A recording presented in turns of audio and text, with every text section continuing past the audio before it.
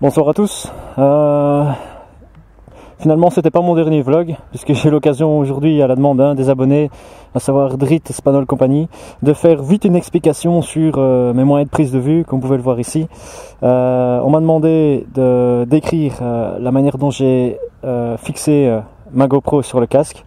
Pour être précis, vous pouvez le voir sous l'image, qu'il s'agit d'une fixation curvée que l'on met habituellement, qu'on le reçoit avec l'achat de la GoPro, avec deux angles, un angle normal ainsi qu'une conversion pour pouvoir tourner à 90 degrés la caméra, ce qui donne une fixation comme ceci.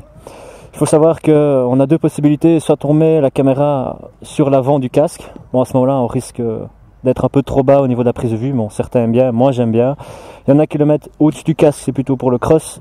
Il y en a d'autres qui le mettent plutôt à l'arrière du casque, soit à gauche, soit à droite. Comme on roule à droite, c'est mieux de le mettre du côté gauche, ainsi on peut voir tout ce qui se passe au niveau de la circulation. Mon ancien casque, je l'avais mis à l'arrière droit, parce que de ce côté-ci, j'avais un sélecteur qui m'empêchait de le mettre de ce côté-là. Ce qui fait que, bon, ici j'ai opté pour le mettre à l'avant, ce qui me permet quand même de ne pas être dérangé et de ne pas avoir de visière dans le champ de vision. Ça marche très bien. Un inconvénient, c'est si j'ouvre le casque, la caméra elle regarde le ciel. Ça c'est un inconvénient, mais bon, il fait pas trop chaud. Je peux me permettre de garder le casque enfermé si je veux encore pouvoir filmer. Voilà, donc ça c'est la fixation pour le casque, pour moi de type modulable. Ça sortira assez facilement. Notez que j'ai aussi rajouté la petite patte qu'on le retrouve. Je vais essayer d'attraper parce que de voir comme ceci, c'est pas évident. Oui, voilà, ici, une petite patte en caoutchouc qui permet d'éliminer les vibrations et en plus s'assurer que la caméra ne va pas se déclipser toute seule en cas d'un choc ou quand on accroche avec son épaule, puisque c'est l'un des inconvénients. Si on met la caméra trop déportée par rapport au casque, lorsque vous allez regarder en arrière, vous allez voir qu'on risque de toucher. Donc, quand on tourne la tête, on lève le casque et on regarde derrière. Ok, c'est pas super confortable, mais voilà, si on veut des bonnes prises de vue, il faut choisir. Sinon, d'autres possibilités, je vous parlais de l'enregistrement dans les vidéos, j'utilise ce dictaphone avec un micro déporté qui se trouve ici et qui passe à travers les caches du casque. Attention, c'est pas très long. J'utilise aussi ce micro-là pour pouvoir téléphoner via mon GSM, où j'utilise un système de raccord avec des câbles comme ceci. Je peux le brancher sur le téléphone avec un câble pour l'audio et un câble pour le micro. Et j'utilise justement ce micro-ci.